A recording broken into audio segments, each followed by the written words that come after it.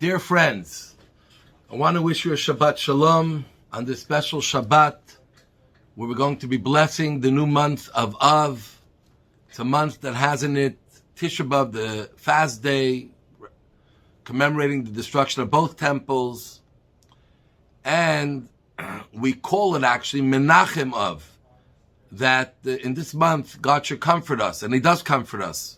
And as we know that God has watched over us throughout the close to 2,000 years of exile, and very soon He will bring us the third temple, which will be bigger and greater and eternal for the Jewish people and whoever merits to be part of it. So this Shabbat we finish reading the book of Bamidbar. We have a double portion, Matot-Massei, Chazak. And I want to point out one of the episodes in this week's Torah portion and its message to us. So we are at the border of Israel. We already fought some of those who lived in the perimeter between the desert and Israel. And now we're getting ready to cross the Jordan. Very soon Moshe will pass away and the Jews will cross the Jordan River and enter into Israel. And 2 out of the 12 tribes approach Moshe, Gad and Reuven, and they start saying that, we see the success we had here and the lands that we conquered. For us, we feel that this would be good enough. We don't need to cross into the Israel and there have to start settling the land. We have a lot of cattle. We need a lot of grazing land. This is perfect. Initially, Moshe was very upset. He thought this is a repeat of what happened close to 40 years earlier when the spies came back and rejected God's plan of going into Israel by claiming it'll be too hard to conquer it, and they became weak-kneed.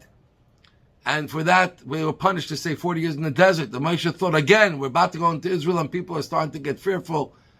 But Bnei Gad and Bnei Reuven, the tribe of Gad and Reuven, and later the half a tribe of Manasseh joined them, and they said, no, absolutely not. We are not at all afraid. We will actually go into battle with our brothers, the other tribes, and we will even lead the battle. And we will not leave until Israel is conquered and they all settle in their places. Then we'll come back to our wives, children, our cattle, and we will settle here. And Moshe agreed. They signed on the agreement. Joshua, Elazar, the 2 leaders who would take them into Israel, were there, and this is exactly what happened. But the question is, why wouldn't they want to take a piece of the land of Israel, which they were waiting for? This was God's promise. Why take a piece on the eastern side of the Jordan, which officially was not part of Israel that was supposed to inherit? So we are told that God demarcated the borders of Israel for the Jewish people, and He had promised to Abraham and Isaac and Jacob.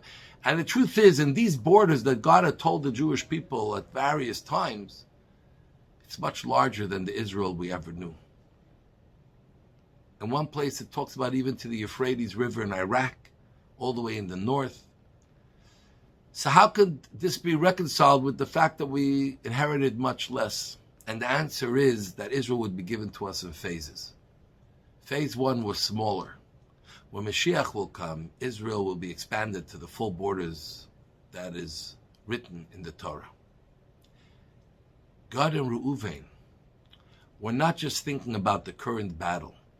They said, once things are going well and we're about to conquer Israel, why don't we begin already phase 2? They didn't have patience to wait many years to have phase 2, but they said, let's make it happen at the same time if we can. And this is exactly what happened.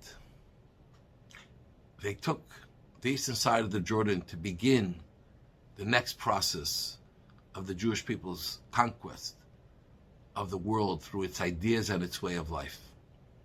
And I think herein lies a very important lesson for us. The Jews learn from here how we have to aim very high. Number 1, we have to always remember what our goal is.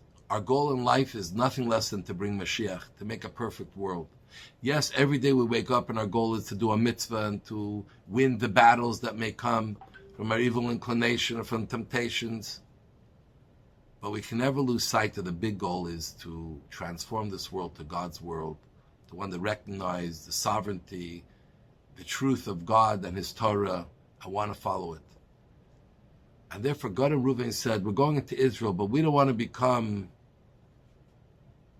like many other nations that are very focused on their immediate goal, but miss the point of what we're truly here for. So while we're going to Israel, we want to make sure we all remember that there's a bigger picture we're still trying to aim for. And so it is by us. We have to always dream big, think the next step ahead of us.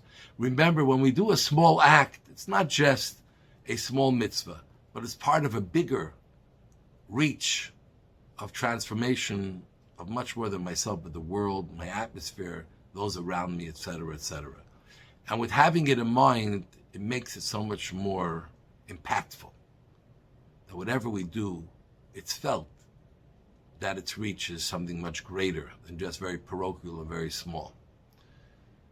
Especially in our times, when we're in Messianic times, Mashiach's times, it's very clear that how small acts have tremendous impact. So, let's do many of those small acts and have that tremendous impact on ourselves, the world around us, and to bring Mashiach quickly in our days. So when it comes to Shabbat, we'll celebrate with the temple, not over the temple.